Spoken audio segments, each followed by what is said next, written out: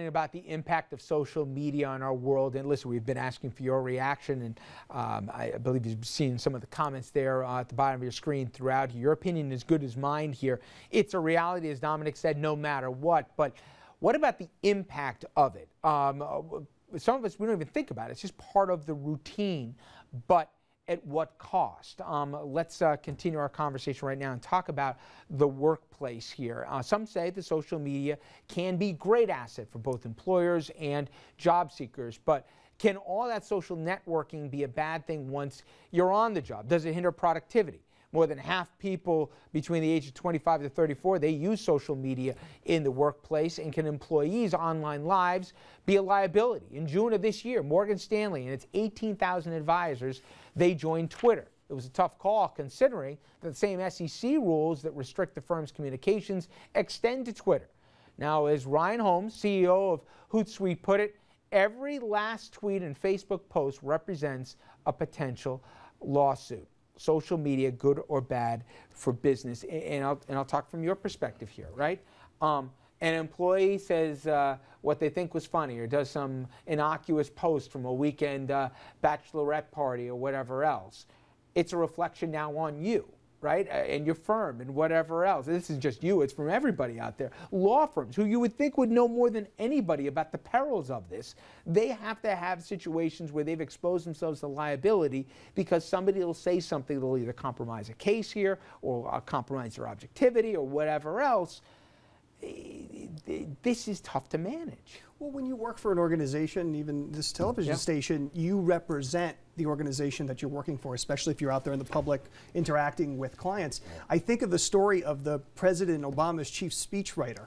And during the campaign, there was an obscene photo of he with a big poster of Hillary Clinton doing some really bad things. Luckily, he got to keep his job, but it's a prime example of stupidity run amok because, you know, I don't understand why people feel the need to post all these personal things. We were talking back in the green room, Ryan, that some things, you know, you leave alone. Discretion is the better part of valor. And the narcissism of it. Like, everybody needs to see you like, hey, I'm eating a hoagie. Who cares? You know, like, but that's what I need. But that's the most basic criticism of social media, that people are just, you know, taking pictures of their lunch. But in reality, you know, we've talked about these bigger things that have happened, and you know, so many people find jobs over social media. If you're in the job market and you're looking for a job, social media can be a great way to figure out who's looking, who are your friends, who are you connected to.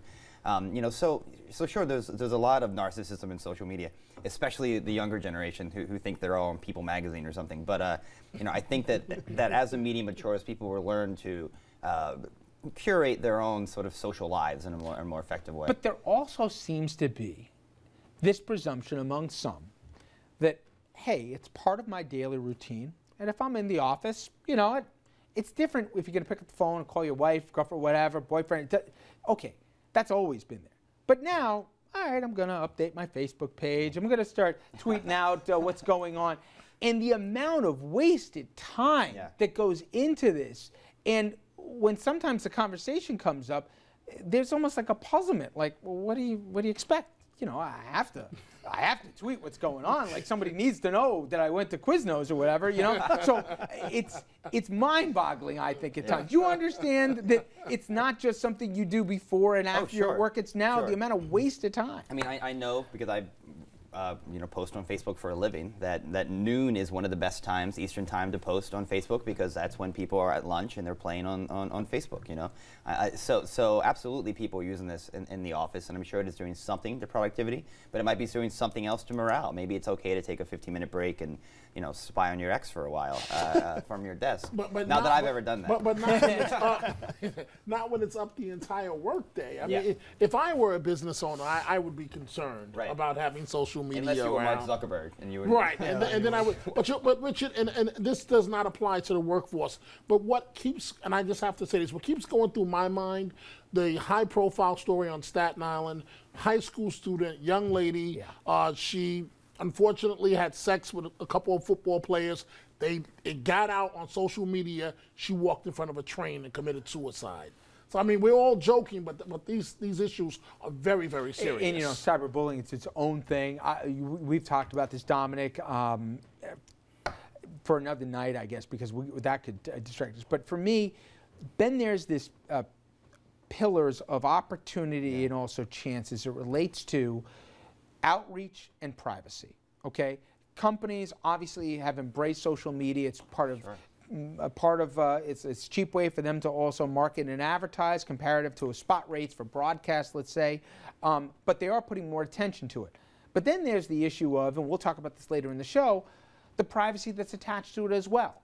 This idea that you no longer have a private self, that if you create a Facebook page, I don't care about your likes and not, it's going to get out there. Whatever you say, who you like, what you don't like, and it's for the world to see. Right. Shockingly to me, and again, this is our dinosaur age here, Dominic, the younger, they accept that as almost part of the compact. They're not as worried about it. I'm not worried about it at all. I don't think the privacy, the privacy hawks are mostly, above 40, who remember the days when you didn't know everything about everybody that was happening.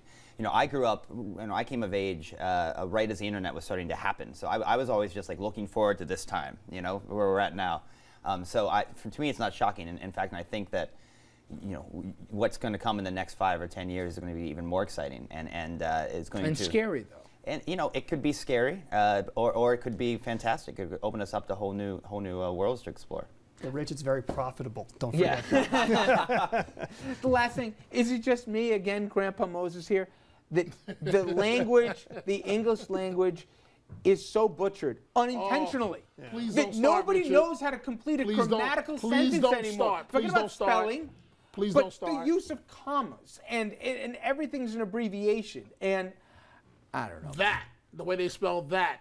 I'm called a dinosaur when I'm like, what is this? What language is this in? Because I don't understand what this sentence says. Reporters have used shorthand for generations. Not like this. Oh, no. It's more sophisticated now. I mean, be polite. I've had a couple of Ivy League kids here, and I'm like, is this hieroglyphics, or can you write a sentence? Yeah. This isn't for a text. This is to write. Okay, I'm going on my own thing. All right. I'm with you. I'm thank with you. Only you, Don Matthias. All right, we take a quick break.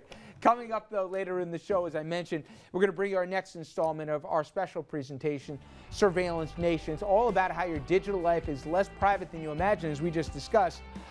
Maybe not too many of you are too upset about that, but keep this conversation going online. Sound off on Facebook and Twitter.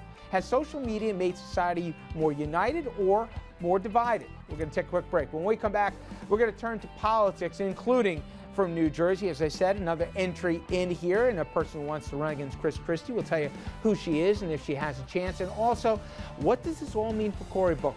That and much more after this.